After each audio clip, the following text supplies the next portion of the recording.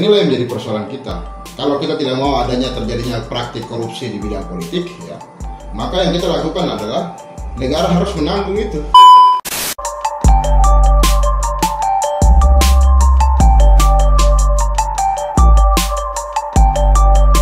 Assalamualaikum warahmatullahi wabarakatuh. Shalom, salam sejahtera untuk kita semua. Pada kesempatan ini saya ingin mengucapkan terima kasih dan apresiasi yang setinggi-tingginya kepada Badan Kesatuan Bangsa dan Politik Pemerintah Kabupaten Mimika yang telah menyelenggarakan kegiatan forum-forum diskusi politik terhadap para peserta partai politik dan juga kemudian beberapa tokoh-tokoh agama, paguyuban dan lain sebagainya. Dalam kesempatannya, kami PDI Perjuangan Kabupaten Mimika menyampaikan usulan terkait dengan peningkatan dana pembinaan partai politik. Hal ini sebagaimana berangkat daripada satu kajian kami bahwa bantuan keuangan partai politik pada tahun anggaran 2020 ini sudah tidak lagi relevan dengan besaran nilai bantuan keuangan partai politik sebagaimana yang diatur oleh peraturan Bupati tahun 2014. Oleh karena jangka waktunya sudah lewat 6 tahun, tentu standar harga barang dan lain sebagainya sudah tidak lagi sama dengan kondisi pada saat peraturan Bupati tersebut diberlakukan, yaitu pada tahun 2014. Hal ini juga telah menjadi wacana dan diskursus di antara para partai-partai politik, dan bahkan Pak Bupati sendiri juga telah mewacanakan agar di tahun 2020 ini pemerintah Kabupaten Mimika akan meningkatkan jumlah dana bantuan keuangan partai politik. Oleh karena itu, terkait dengan wacana dan diskursus ini, kami perlu untuk mendorong secara terus-menerus sehingga wacana dan diskursus ini menjadi konkret terlaksana sebagaimana yang menjadi harapan oleh kalangan teman-teman partai politik. Mengapa kami PDI Perjuangan Kabupaten Mimika terus mendorong agar adanya peningkatan terhadap dana bantuan pembinaan partai? Karena kami menyadari bahwa kos politik itu begitu tinggi dan lahirnya kebijakan untuk melakukan pembinaan partai melalui bantuan oleh pemerintah itu, oleh karena negara dan pemerintah tentunya sadar bahwa apabila partai-partai politik ini tidak dibantu ya secara keuangan, maka inilah yang menjadi akar daripada persoalan korupsi politik. Oleh karena tadi beban kos operasional politik yang begitu tinggi. Oleh karena itulah hal ini yang kemudian melatar belakangi lahirnya Permendagri untuk kemudian mewajibkan pemerintah pusat dan pemerintah daerah, provinsi dan kabupaten untuk membantu partai-partai politik khususnya yang memiliki seat di DPRD kabupaten atau provinsi dan juga pusat, sehingga partai-partai politik ini dapat menjalankan tugas dan fungsinya untuk kemudian memberikan pendidikan politik yang baik kepada masyarakat dan juga kemudian melakukan pemantapan tata kelola organisasi partai secara profesional. Jadi negara harus memfasilitasi program pendidikan politik dan operasional partai sehingga hal ini menjadi upaya dan juga menjadi bentuk kepedulian negara atau pemerintah untuk menekan kos politik yang begitu tinggi sehingga ujungnya dapat mencegah terjadinya praktik-praktik korupsi di bidang politik. Oleh karenanya 50% itu harus ditanggung oleh negara. Political fundraising setiap partai politik harus ditanggung oleh negara. Nanti kemudian sisanya misalkan di dalam kontestasi pemilihan umum atau pemilihan kepala daerah, barulah kemudian partai politik sendiri mencari sumber-sumber dananya untuk kemudian mengikuti pesta demokrasi. Tetapi dalam konteks memberikan pendidikan politik ya, dan juga memberikan penguatan tata kelola operasional partai yang profesional, itu harus ditanggung oleh negara. Jadi kita bagi 50% ditanggung oleh negara, oleh pemerintah, 50% ditanggung oleh partai politik. Nah, hal inilah yang kemudian menjadi usulan yang kami dorong sehingga political fundraising itu bisa diatur secara baik. Jangan lagi ada orang-orang yang terpilih ya, ketika dia mencalonkan diri dan kemudian terpilih karena dengan kos dan biaya politik yang begitu besar. Setelah ia terpilih, ia kemudian berpikir dengan caranya, berkreativitas untuk bagaimana bisa mendapatkan sumber-sumber untuk membalikan modal politiknya karena begitu besar pada waktu ia mencalonkan diri. Dan syukur-syukurnya kalau ia menempuh jalan-jalan yang halal, namun kalau tidak, nah inilah yang menjadi persoalan kita.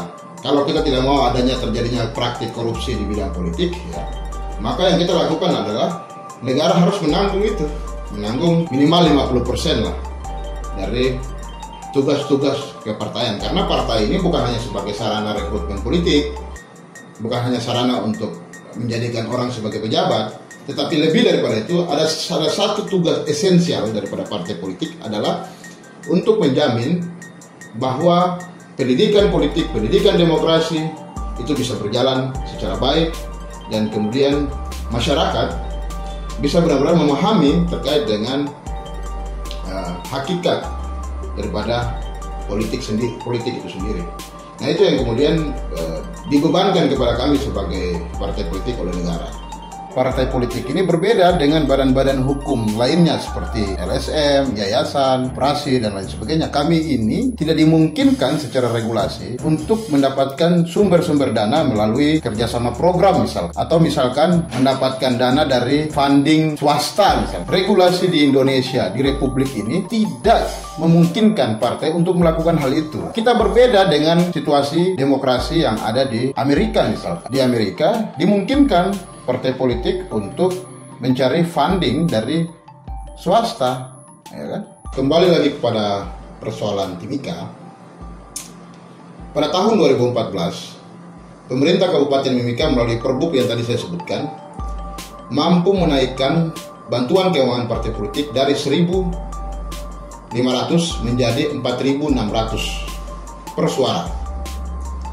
Artinya bahwa kalau di tahun 2014 pemerintah dapat menaikkan, mengapa di tahun 2020 ini tidak bisa dinaikkan? Oke, kami paham bahwa saat ini masih ada dalam situasi pandemi dan lain sebagainya. Tetapi bahwa upaya ini sudah harus dimulai minimal dari saat ini. Ya. Entah itu nanti realisasinya di tahun 2021, realisasinya di tahun 2022, itu no problem. Tetapi ada bentuk keseriusan dari pemerintah Kabupaten Mimika untuk kemudian mendorong agar kenaikan bantuan partai politik ini bisa benar-benar terwujud.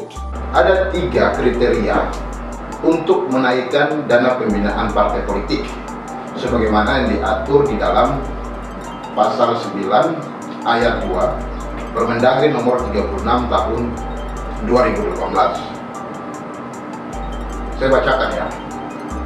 Huruf A, kondisi kemampuan keuangan daerah.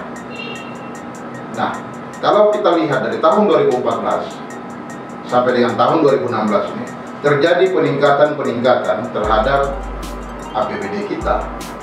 Oleh karenanya, maka kenaikan ini sesungguhnya relevan dengan peningkatan APBD yang setiap tahunnya naik. Kemudian yang kedua, yaitu bantuan keuangan tahun anggaran sebelumnya.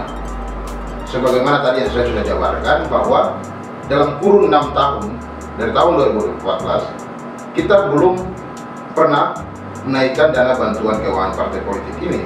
Oleh karenanya sesungguhnya di tahun 2020 ini saya ingin untuk kemudian pemerintah serius dalam upaya untuk menaikkan dana pembinaan partai politik ini. Kemudian yang ketiga yaitu indeks kemahalan. Sebagaimana tadi saya telah sitir sebelumnya bahwa di dalam kurun 6 tahun ini indeks kemahalan terhadap standar harga sudah berbeda jauh dengan tahun 2014 karena kita tahu bahwa setiap tahunnya terdapat penyesuaian harga ya. Sebagaimana juga biasanya dikeluarkan melalui peraturan bupati terkait dengan tata harga. Artinya bahwa pemerintah Kabupaten Mimika menyadari bahwa setiap tahunnya pasti mengalami kenaikan standar harga. Oleh karenanya, ya jika bantuan keuangan partai politik ini juga ditingkatkan, saya pikir ini cukup relevan ya dengan kondisi standar harga di Kabupaten Mimika. Jadi ketiga unsur ini sesungguhnya kalau menurut pandangan kami sudah sesuai, dan ini menjadi alasan yang cukup kuat untuk kemudian mendorong agar kenaikan bantuan keuangan partai politik ini segera terrealisasi. Itu ada dua cara yang saya kemudian tawarkan di dalam forum tersebut. Pertama, melalui sesuaikan dengan mekanisme Permendagri, yaitu diusulkan kepada gubernur dan kemudian gubernur membentuk tim dan kemudian menilai. Ketika misalkan dari hasil penilaian dan kajian yang dilakukan oleh pemerintah provinsi bahwa Timika layak, maka bantuan keuangan partai politik itu bisa terrealisasi. Yang kedua, yang saya usulkan kepada Kesbangpol juga, yaitu Kesbangpol mendorong kepada Pak Bupati untuk kemudian mengeluarkan peraturan Bupati terkait dengan kenaikan bantuan keuangan partai politik sebagaimana yang telah diatur pada tahun 2014 yang lalu. Karena kan kenaikan dari 1.500 ke 4.600 per suara di tahun 2014 itu kan berdasarkan Perbu. Ya. Maka pada saat tahun 2020 ini atau misalkan nanti di tahun 2021, Bupati juga dapat mengeluarkan itu melalui Perbu. Ya. Karena berangkat dari kewenangan Pak Bupati, ya, untuk mengatur dan mengelola pemerintahannya sesuai dengan prakarsanya. Karena inilah yang merupakan asas otonomi daerah sebagaimana yang termaktub di dalam Undang-Undang tentang Pemerintah Daerah. Jadi Pak Bupati jangan khawatir bahwa Pak Bupati memiliki kewenangan untuk kemudian menaikkan hal ini melalui peraturan Bupati. Yaitu kira-kira dua alternatif yang saya coba dorong kepada Badan Kesatuan Bangsa dan Politik, dan juga pada saat itu dihadiri juga oleh pihak inspektorat. Saya pikir hal ini perlu untuk kemudian diseriusi partai politiknya masing-masing, sehingga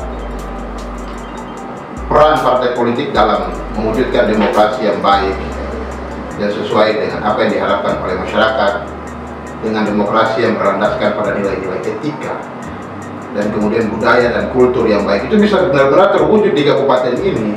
Dan kita harus menjadi role model bagi kabupaten kota lain, minimal di Provinsi Papua. Jadi itu yang kira-kira menjadi harapan kami dalam mendorong usulan terkait dengan peningkatan bantuan dana pimpinan partai politik. Demikian dari saya. Assalamualaikum warahmatullahi wabarakatuh. Selamat siang dan salam sejahtera buat kita sekalian. Merdeka!